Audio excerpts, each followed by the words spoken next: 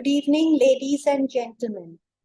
President ICAP, Mr. Ali Latif, President SAFA, Mr. Nihar Jambusaria, Vice President SAFA, Mr. Heshani Kurupu, Chairman AML Committee, Mr. Khalid Rahman, other distinguished speakers, members of the AML board, SAFA members, fellow chartered accountants, and all participants, a warm welcome to all of you. Today, we've had an interesting discussion by experts in this field. Anti-money laundering and countering the financing of terrorism requires significant efforts, and this has become more relevant today than ever before, given the increasing complexity and globalization of financial transactions. The challenges we face are not limited just to our respective countries, but extend beyond borders. Criminal organizations and terrorist groups are constantly adopting to evade detection, which makes our role as practitioners all the more significant. Let me share with you some surprising facts. The estimated amount of money laundered annually is almost 5% of global GDP. That is almost $800 billion. In 2022, global banks recorded $10 billion in fines for AML violations. 48% of the banks have outdated technologies to meet AML compliance requirements effectively. That's what the Deloitte study shows. 90% of the global money laundering activities go undetected each year. This is what United Nations have to say. Identity theft and synthetic identity theft frauds are the latest trends for money laundering and terror financing. The anti-money laundering software market is projected to reach $1.77 billion by 2023. Anti-money laundering activities recover only 0.1% of the criminal funds. In response to the Anti-Money Laundering Act of 2020, the financial industry is exploring the use of artificial intelligence and machine learning to detect illegal activities. However, the extensive data required and the data privacy regulations.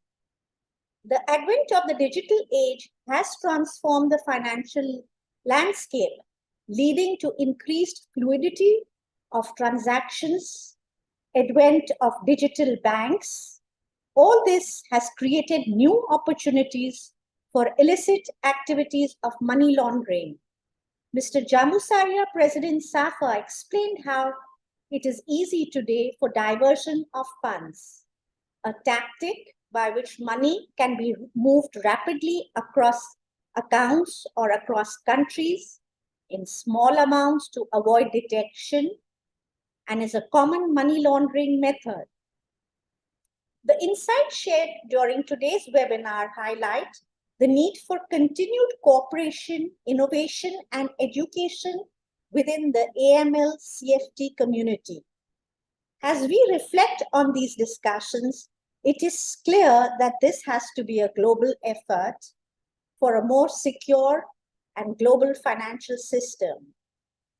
Auditors play a pivotal role in the AML landscape, and their responsibilities include training their staff on the ground, AML legislation, establishing internal controls to address AML concerns, verifying the identities of new clients, and staying vigilant during audits to detect potential money laundering activities. It is essential for accountants and internal auditors to clear internal reporting procedures to report suspicious activities and ensure compliance with the AML laws. Compliance with anti-money laundering regulations is mandatory for any institution that handles financial transactions. Compliant AML program, a designate compliance officer. Today we heard Mr. Laknath emphasize the role of the compliance officer. Develop internal written policies, educate employees, schedule an independent third-party review, and deploy risk-based procedures for customer due diligence. Mr. Uday Kulkarni explained why it's important for finance professionals to be aware about the targeted financial sanctions.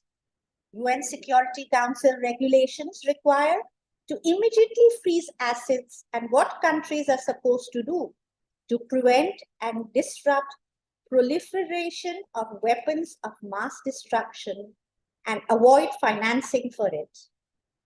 Mr. Wahid showed us a video summarizing the role of FMU and FMI. The engagement and dedication of AML CFT practitioners and policymakers, combined with the guidance of the regulatory bodies, will continue to be the driving force behind the progress in combating money laundering and terrorist financing. Pakistan has exited the grey list in 2022 due to significant improvements made in AML and CFT framework. The Institute of Chartered Accountants was an active participant with the government and other stakeholders. President ICAP, Mr. Ali Latif, explained how Pakistan has initiated a comprehensive action plan involving legislative amendments and the creation of a strong national architecture. ICAP, as an AML CFT regulator, played a pivotal role. Ms. Tanzila of SECP also explained in detail the AML CFT supervisory structure and legal framework in Pakistan and its role for monitoring and oversight as a regulator. The ICAP AML Supervisory Board plays a significant role in the oversight and regulation of AML compliances.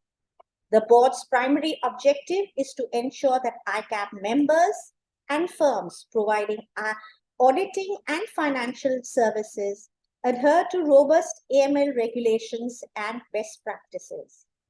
I have the privilege of being nominated to work on the AML board as a regulator. I'm confident that the insights gained today during this webinar will serve as a catalyst for more effective AML and CFT efforts. Together, we can make a real difference in the fight against financial crime. You have heard the Vice President, Mr. SAFA, of SAFA, Mr. Heshana Krupu, who has highlighted the commitment of SAFA to have many more knowledge-sharing activities of AML and CFT. In the end, I would like to extend my gratitude to all the organizers, especially Khalid Saab, for organizing such a wonderful and knowledgeable event, and to the SAFA team for bringing all this together, and Noreen putting in a lot of effort and hard work. Events like these are essential in fostering dialogue and collaboration among AML CFT practitioners and policymakers. Thank you, ladies and gentlemen.